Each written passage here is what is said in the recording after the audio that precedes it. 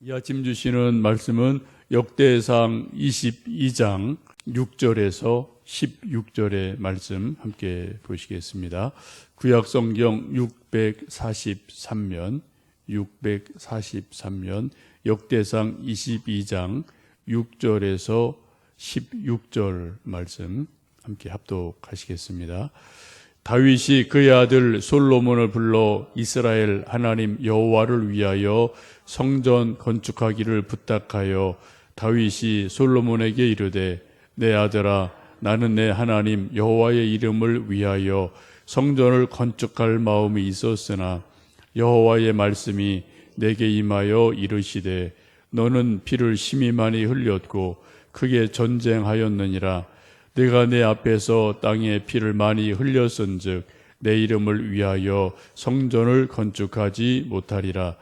보라, 한 아들이 내게서 나리니 그는 온순한 사람이라. 내가 그로 주변 모든 대적에게서 평온을 얻게 하리라. 그의 이름을 솔로몬이라 하리니 이는 내가 그의 생전에 평안과 안일함을 이스라엘에게 줄 것임이니라. 그가 내 이름을 위하여 성전을 건축할지라. 그는 내 아들이 되고 나는 그의 아버지가 되어 그 나라 왕위를 이스라엘 위에 굳게 세워 영원까지 이르게 하리라 하셨나니 이제 내 아들아 여호와께서 너와 함께 계시기를 원하며 내가 형통하여 여호와께서 내게 대하여 말씀하신 대로 내 하나님 여호와의 성전을 건축하며 여호와께서 내게 지혜와 총명을 주사 내게 이스라엘을 다스리게 하시고 내 하나님 여호와의 율법을 지키게 하시기를 더욱 원하노라. 그때 내가 만일 여호와께서 모세를 통하여 이스라엘에게 명령하신 모든 규례와 법도를 삼가 행하면 형통하리라. 강하고 담대하여 두려워하지 말고 놀라지 말지어다. 내가 환난 중에 여호와의 성전을 위하여 금 10만 달란트와 은 100만 달란트와 놋과 절을 그 무게를 다할 수 없을 만큼 심히 많이 준비하였고 또 제목과 돌을 준비하였으나 너는 더할 것이며 또 장인이 내게 많이 있나니 곧 석수와 목수와 온갖 일에 익숙한 모든 사람이니라. 금과 은과 놋과 절이 무수하니 너는 일어나 일하라. 여호와께서 너와 함께 계실지로다 하니라. 아멘. 이 세상에서 가장 가깝고도 먼 사이가 있다면 아버지와 아들이 아닌가 싶습니다. 그래서 아버지와 아들을 일컫는 여러 속담, 여러 말들이 참 많이 있죠.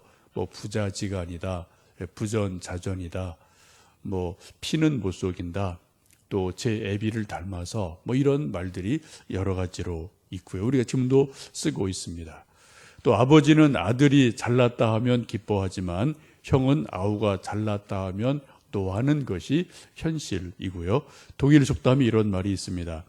한 아버지는 10아들을 기를 수 있으나 10아들은 한 아버지를 봉양키 어렵다라는 말이 있습니다. 어쨌든 이 세상에서 가장 사랑하고 또 가장 닮고 존경하고 싶은 그러한 관계가 아버지 아들. 그것이 잘 될 때도 있고 때로는 맞게 어그러질 때도 있고 이런 일들이 있습니다. 성경도 보면 수많은 아버지와 아들이 등장을 하는데 어떤 아버지 아들은 정말 아름다운 관계로 기록이 되어 있고요. 어떤 아버지 아들은 엄청난 갈등, 또 서로 죽이고 죽는 그러한 갈등도 있음을 보게 됩니다. 오늘 본문은 아버지 다윗과 아들 솔로몬의 아름다운 관계를 참 아름답게 기록하고 있습니다. 다윗이 여러 아들이 있는데 그 아들 중에서 솔로몬을 지명해서 후계자로 삼고 다음 왕으로 세우게 됩니다. 솔로몬은 특별히 아버지 다윗의 뜻을 따라서 하나님의 집 성전을 짓는데 온 힘을 기울이게 됩니다. 사실 솔로몬 성전으로 이름 지어진 성전은 솔로몬 혼자의 작품이라기보다는 아버지 다윗과의 합작품인 것을 우리가 성경을 쭉 읽어보시면 알 수가 있습니다. 다윗 혼자 했다든지 혹은 솔로몬 혼자 한 것보다도 아버지와 아들이 마음을 합하고 뜻을 모으고 물질을 모아서 아버지와 아들이 함께 했다. 이것이 훨씬 더 좋은 그러한 그림임에 틀림이 없습니다. 오늘 다윗이 아들 솔로몬을 불러서 성전 짓기를 부탁하는 말씀이 6절부터 9절까지 있습니다. 다시 한번 읽어보십니다. 6절에서 9절입니다. 다윗이 그의 아들 솔로몬을 불러 이스라엘 하나님 여호와를 위하여 성전 건축하기를 부탁하여 다윗이 솔로몬에게 이르되 내 아들아 나는 내 하나님 여호와의 이름을 위하여 성전을 건축할 마음이 있었으나 여호와의 말씀이 내게 임하여 이르시되 너는 피를 심히 많이 흘렸고 크게 전쟁하였느니라. 내가 내 앞에서 땅에 피를 많이 흘렸은즉 내 이름을 위하여 성전을 건축하지 못하리라. 보라, 한 아들이 내게서 나리니 그는 온순한 사람이라. 내가 그로 주변 모든 대적에게서 평온을 얻게 하리라. 그의 이름을 솔로몬이라 하리니 이는 내가 그의 생전에 평안과 안일함을 이스라엘에게 줄 것임이니라. 어느 날 다윗이 아들 솔로몬을 불러서 아주 간곡하게 부탁을 하죠.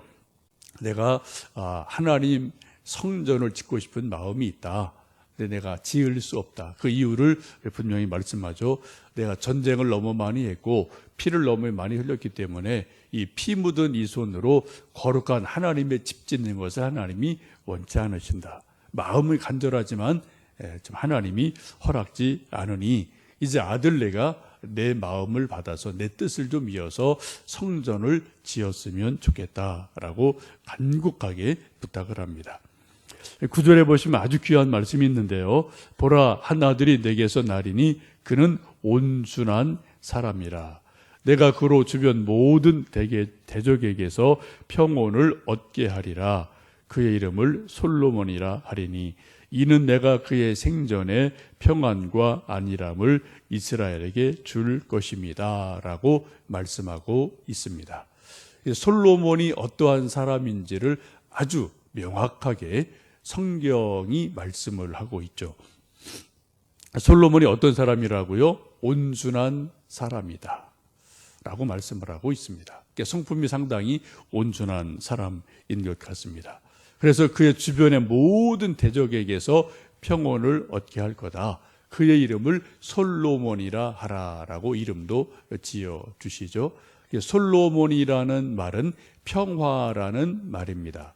우리가 이스라엘 사람들이 지금도 쓰고 있는 인사말이 샬롬이라는 말을 하고 있지 않습니까? 샬롬, 솔로몬 이게 같은 어근이에요. 그래서 같은 뜻, peace, 평화 이런 뜻을 가지고 있습니다. 지금도 우리가 예루살렘 그것도 샬롬에서 온 말이죠. 그래 평화의 도성, 그래 샬롬, 솔로몬, 또 예루살렘 이거 뿌리가 다 뿌리가 같은 그런 뿌리를 가지고 있고 기본적인 뜻은 평화, 피스 그러한 뜻을 가지고 있습니다. 그래서 솔로몬은 평화의 사람이어서 그 주변의 모든 사람을 또 온 이스라엘을 평안하게 할 왕이다라고 성경은 말씀을 하고 있습니다. 참 귀한 말씀이죠. 우리 주변에도 사람들 보면 어떤 사람은 그 사람 가는 데마다 평안함이 있어요. 평화가 있어요. 피스메이커가 있습니다. 근데 어떤 때는 그 사람만 가면은 시끌시끌하는 데가 있어요. 트러블 메이커가 있습니다. 여기 새벽에 나온 우리 모든 분들, 우리 광교소망교회, 또 예수님 믿는 모든 분들은 어딜 가든 집이든 교회든 세상이든 어디 가든 우리는 기본적으로 피스메이커가 돼야 될 사명을 가지고 있음을 우리는 잘 알고 있습니다. 솔로몬이 바로 그러한 사람이라는 거죠. 근데 따지고 보면 이 다윗과 솔로몬의 역할이 다른 것을 우리가 성경 속에서 보게 됩니다. 다윗은 초기 왕국을 세우기 위해서 어쩔 수 없이 전쟁을 많이 했어야 됐어요. 또 나라를 좀 부강한 나라 만들기 위해서 땅을 넓게 만들기 위해서 계속해서 이웃 나라와 전쟁을 할 수밖에 없었습니다. 그래서 나라를 든든하게 세웠습니다. 반면 솔로몬은 아버지가 세우는 그런 큰 나라에서 이제 안정이 다 됐기 때문에 평화의 시대를 만들 수 있고 이런저런 귀한 일들을 성전을 지을 수가 있었습니다. 우리나라 조선 역사도 비슷하죠. 태종 이방원은 전쟁을 참 많이 했고 피를 많이 흘렸습니다. 정도전도 죽이고요. 또 뭐 정몽주도 죽이고요. 하여튼 뭐 자기 사돈까지 죽이고요. 그 태종 이방원이 죽인 사돈의 묘가 바로 이쪽에 있지 않습니까? 여기 광교 박물관 옆에 보면은 시몬 선생이 있는데 사돈이잖아요.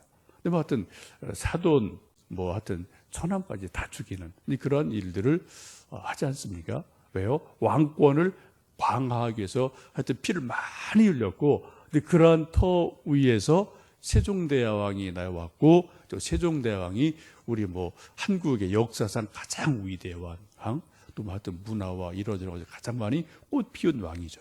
근데 만약에 아마 이건 먼저 가정이지만 만약에 아버지 태종 이방원이 없었다면 세종이 있을 수가 없을 거예요. 아마 또 다른 모습이 아마 분명히 일어났을 거로 생각됩니다. 이것을 보면 아버지 역할이 다르고 아들 역할이 다른 거예요. 사명이 다르고 시대가 다른 것을 볼 수가 있습니다.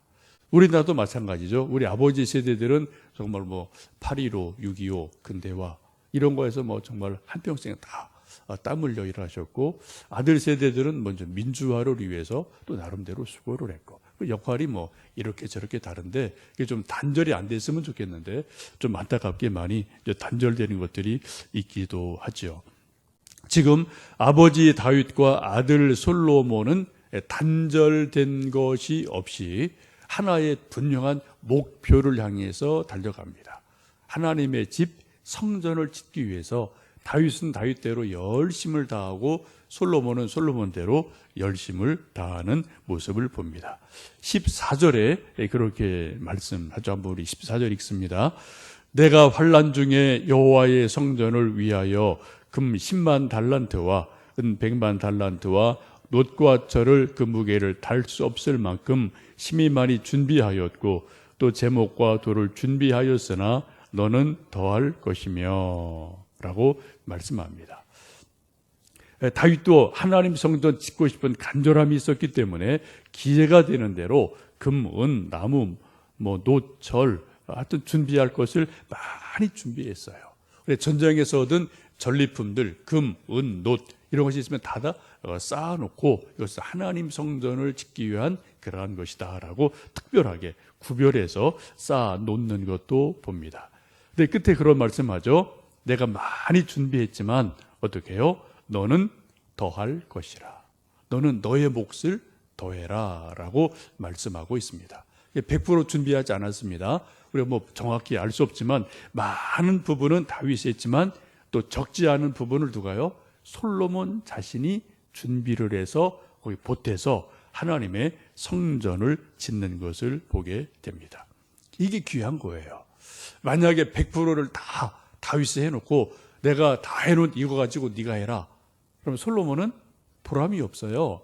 의미가 없어요. 그렇죠? 아버지가 다 해놓은 밥에 그냥 숟가락만 얹으면 그게 무슨 의미가 있겠습니까? 자기도 뭔가 좀 반찬을 만들고 좀 땀을 흘리고 불도 떼고 뭐 좀 이런 거가 있어야지 밥상을 같이 밥을 먹을 때 의미가 있지, 혼자 밥 다 해놨는데 와서 그냥 숟가락만 들고 먹는다면 그게 뭐 무슨 의미가 있겠습니까? 지금 다윗이 많은 것을 준비했지만 어떻게 해요?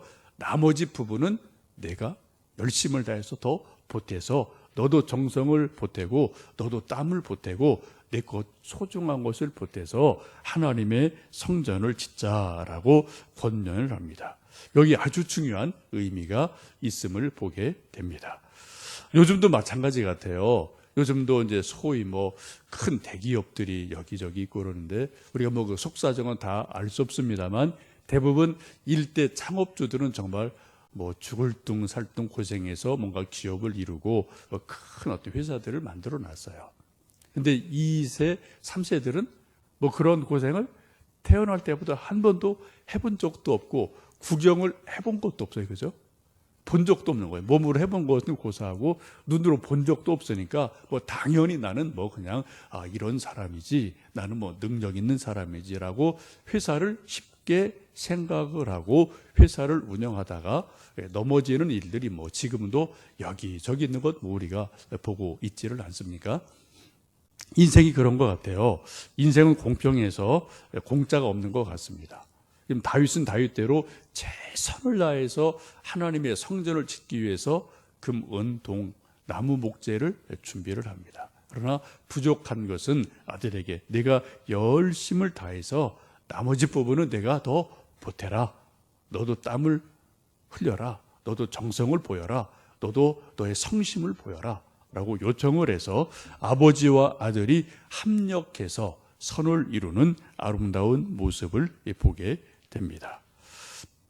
이런 아름다운 모습을 보면서 우리도 하나님의 집을 우리 마음에 지어가고 또 우리 이제 뭐 가정에서 지어가고 교회에서 지어가는 일들이 있는데 이건 뭐 분명한 것이죠. 위에 어른 세대, 뭐 중간에 장년 세대, 밑에 또 어린 아이들 세대 서로가 힘이 되는 만큼 각자의 역할을 하고 각자의 몫을 감당함으로 함께 하나님의 집을 지어가게 됩니다. 16절에 그렇게 말씀하죠. 금과 은과 놋과 철이 무수하니 너는 일어나 일하라. 여호와께서 너와 함께 계실지로다 하니라. 라고 아들을 격려하고 있습니다. 이제 내가 준비할 것은 다 나름대로 준비했다. 이제 너는 일어나서 일해라. 하나님이 너와 함께 하신다. 나와 함께 하셨던 그 하나님이 솔로몬 너와도 함께 하시니 이제 두려워하지 말고 일어나서 일을 해라 라고 격려하면서 다윗과 솔로몬이 합심해서 하나님의 집 성전을 완성하는 아름다운 모습을 보게 됩니다. 이러한 아버지와 아들의 아름다운 모습이 우리 모든 성도들의 가정에 있기를 축복합니다. 또한 우리 엄마와 딸의 관계도 이처럼 아름다운 모습으로 엄마와 딸이 정말 아름다운 모습으로 엄마는 엄마 역할하고 딸은 딸 역할하고 또 시어머니는 시어머니 역할하고 또 며느리는 며느리 역할하고 그래서 우리 아까 찬송 불렀던 것처럼 사철의 봄바람 불어있고 하나님 아버지 모셨으니 라는 찬송처럼 정말 예수님이 우리의 주인 되시는 가정, 하나님 아버지를 모시는 가정, 화평함과 솔로몬 이름처럼 평화가 있는 가정, 그런 가정을 우리가 또 기도하고 우리 몫을 잘 감당함으로 만들어 가시는 복된 은혜가 가정마다 있으시기를 간절히 원합니다. 함께 기도하시겠습니다.